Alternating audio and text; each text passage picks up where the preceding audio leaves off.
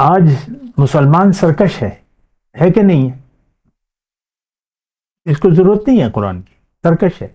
یہ اپنے عمل سے کہہ رہے ہیں اللہ مجھے نہیں ہے ضرورت، تیری ہدایت کو سمجھنے کی مجھے کوئی ضرورت نہیں، تیرے نبی کے طریقے کو فالو کرنے کی مجھے ضرورت نہیں ہے، میں تو اپنی مرضی سے زندگی گزاروں گا، اور میں نے تو ایک سمجھ بنا لی ہے، میرے تو ایک یقین آ گیا ہے کہ کامیابی جو ہے وہ دنیا کی ہے۔ یہ ہم غیر اعلانیہ طور پہ ایسا کہتے ہیں۔ اللہ اکبر اللہ اکبر اللہ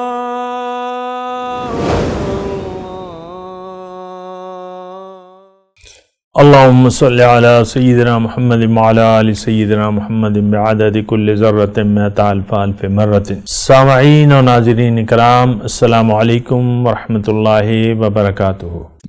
آج کا ہمارا موضوع یہ ہے کہ یقین کیسے حاصل کریں۔ دیکھیں، پہلے تو یقین کی ضرورت محسوس کریں، کیونکہ انسان کسی چیز کو جب تک ضرورت نہیں محسوس کرتے وہ کام کرتا نہیں ہے، ایک عام بات ہے۔ آپ کو وہ کھانا کھایا ہوا ہے، آپ کا پیٹ بھرا ہوا ہے، کوئی آپ کو آفر کرے کہ بھئی کھانا تیار ہے کھا لو، تو آپ کھا لیں گے؟ دوبارہ نہیں بیٹھے، ضرورت نہیں ہے۔ آپ نے پانی پیا ہے، پیاس بجھ گئی ہے آپ کی، کوئی آپ کو پانی پیش کرے تو آپ نہیں پئیں گے؟ نہیں ہے۔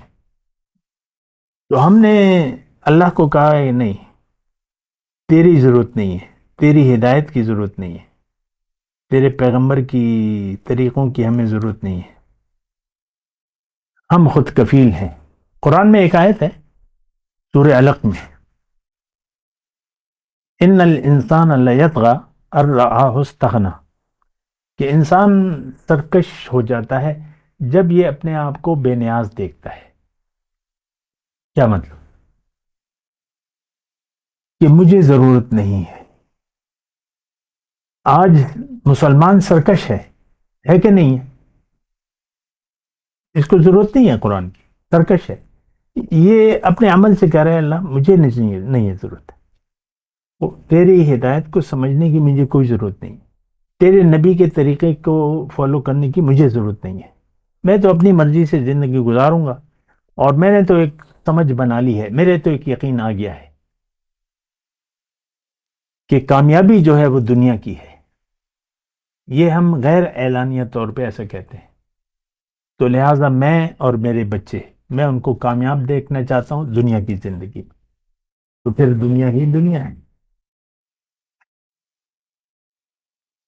تو ہمیں دیکھیں، اس میں جو میں نے شروع سے بات کی وہ کیا تھی کہ ہم ضرورت نہیں محسوس کرتے یقین حاصل کرنے کی۔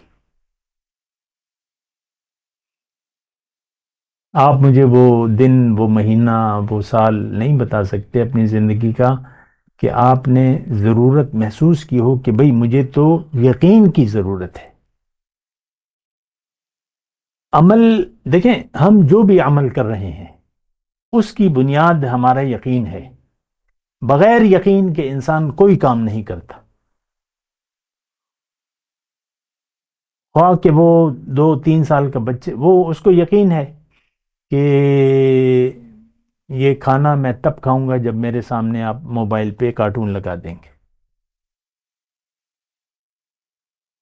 ویسے تو وہ پریشان کرے گا، عام طور پہ جن کے پاس ٹچ موبائل ہیں ماؤں کے پاس، تو وہ پہلے کارٹون لگا دیتی اور پھر رکھ دیتی ہیں کہ دیکھو، اور پھر منہ میں نوالا ٹھوستی رہتی۔ تو یہ ایک بنیادی بات آپ محسوس کریں کہ انسان بغیر یقین کے جی نہیں سکتا، زندگی نہیں گزار سکتا، جو اس کی ضروریات ہوتی ہیں۔ اب مسئلہ یہ ہو گیا کہ ہم نے اپنے ظاہر کے علاوہ کسی چیز پر ہمارا یقین ہے نہیں، میں یہی ہوں بس جو کچھ ہوں۔ تو بس اب پھر بچپن سے یہ تعلق چلا رہتا ہے، یعنی آپ دیکھ لیں اپنے بچوں کو ہی دیکھ لیں، وہ صرف ظاہر کی سوچتے ہیں، بچے کی تو سمجھ نہیں ہوتی اتنی، وہ ظاہری کو دیکھتا ہے، ظاہر کی ڈیمانڈ کرتا ہے۔ آپ پھر والدین بھی ظاہر کے دیوانے ہوتے ہیں، تو بس وہ ظاہری ضروریات اس کی پوری کرتے رہتے ہیں۔ اور بس چل سوچ چل. یقین کیسے حاصل کریں؟ یقین اس وقت حاصل ہوگا جب آپ اس کی ضرورت محسوس کریں گے. اور میں نے آپ کو کہا اپنی نشستوں میں کہ آپ اپنے آپ کو جانیں اور یقین کریں، اپنے آپ سے الگ ہو جائیں. حضور صلی اللہ علیہ وسلم نے ایک بڑی پیاری بات کی ہے، ایک جملہ کہ وَعُدْ نَفْسَكَ مِنْ أَصْحَابِ الْقُبُورِ، کہ تم زندگی ایسے گزارو اور اپنے آپ کو اصحاب قبور میں شمار کرو. آپ کہتے ہیں نا یہ میرے والد کی قبر ہے، یہ میری ماں کی قبر ہے، یہ میرے بھائی کی قبر ہے. اب وہ تو اہل قبور ہو گئے، ان کا دنیا سے آپ سے کوئی واسطہ رہا نہیں. اہل قبور کا دنیا سے واسطہ نہیں رہتا جو قبر میں ہے. حضور فرما رہے ہیں کہ تم وعد نفس، اپنے آپ کو گنو، شمار کرو کہ تمہیں کوئی واسطہ نہیں ہے دنیا سے. دنیا ایک امتحان ہے. ابھی میں نے آپ کو حدیث سنائی تھی کہ کن فی الدنیا کأنک غریب او کعابر سبیل، دنیا میں اجنبیوں کی طرح رہو یا راہ چلتا مسافر. تو جیسے کہ جہاز پہ کوئی اگر گیا ہو تو جہاز اوپر اڑ رہا ہے، نیچے بعض اوقات تو عمرے پہ جاتے ہیں سمندر زیادہ ہوتا ہے اور لیکن کچھ آبادی بھی نظر آتی ہے، لیکن آبادی جو کچھ بھی ہے تو اس سے ہمارا کوئی تعلق ہوتا ہے؟ جہاز میں بیٹھے ہوئے لوگوں کا، لوگ اپنے کاموں میں مصروف ہیں، اس سے ہمارا جہاز میں جو بیٹھے ہیں اس سے اسی طرح ہماری روح جو ہے یہ تو عالم بالا سے ہے، عالم ارواح سے آئی ہے، اس کا دنیا کے معاملات سے کیا تعلق ہے؟ اور یہاں آ کے ہم اپنے یہ میرا مال ہے، یہ میرا بیٹا ہے، یہ میرا گھر ہے، یہ میرا کاروبار ہے، یہ ہے، یہ میری ہے، میرے میں ہم لگ کر بس اس طرح زندگی گزار دیتے ہیں. پھر وہ سب کچھ ختم ہو جاتا ہے، پھر آپ اصحاب قبور میں شامل ہو جاتے ہیں. حضور فرماتے ہیں تم زندگی میں ایسا ایک نظریہ قائم کرو کہ میرا مالی ولی دنیا کو. اب یہ حضور نے اپنے لیے فرمایا ہے، لیکن یہ اس میں تو ہمارے لیے وہ ہے، سبق ہے کہ میرا تمہاری دنیا سے کیا بات. اسی طرح ہم یہ کہیں کہ میرا تو اس چیزوں سے کوئی تعلق نہیں ہے. ظاہری ایک تعلق ہے، یہ میں باپ ہے، یہ ماں ہے، یہ بیٹا ہے، بیوی ہے، کاروبار ہے، کر رہے ہیں. بس میں نے جانا ہے رب کے پاس، میں اللہ کا ہوں اور اللہ کے پاس واپس جانا ہے آیت یہ. میں تو اللہ کا ہوں اور میں واپس جانے والا ہوں، اور ایکسائٹمنٹ ہونی چاہیے رب کے پاس جانے کی. یہ تو پہلی ملاقات تو قبر میں رکھنے سے پہلے آپ کی ملاقات ہو جائے گی رب سے، رب کے پاس جائیں گے، فرشتے لے کے جائیں گے نا. پھر قیامت کے دن پھر حضور صلی اللہ علیہ وسلم سے ملاقات قبر میں، اور پھر قیامت کے دن تو واہ واہ ہے. حشر کا دن ہے ان کی زیارت کا دن، ایسے یوم قیامت پہ لاکھوں سلام. تو یہ باتیں یقین کی ہیں، یہ جو کہا جا رہا ہے وہ سچ ہے. ان وعد اللہ حق، اللہ نے فرمایا میرا وعدہ سچا ہے. ایسا نہ ہو کہ دنیا کی زندگی تمہیں دھوکے میں ڈال دے. فلا تغرنکم الحیات الدنیا، اور تمہیں وہ دھوکے باز دھوکے میں نہ ڈال دے. تو اللہ کا وعدہ تو سچا ہے. اللہ سے اب یہ ہے نا کہ یہ تو اللہ کی باتیں ہیں، اس پہ یقین نہ ہو تو پھر یقین حاصل کرنے کا تو اور کوئی ذریعہ نہیں ہے. بہرحال انسان یقین کی ضرورت جب تک محسوس نہ کرے تو اسے یقین کسی چیز پر باطن سے جو چیز تعلق رکھتی ہے اس پر اس کو یقین حاصل نہیں ہو سکتا جب تک ضرورت محسوس نہ کرے.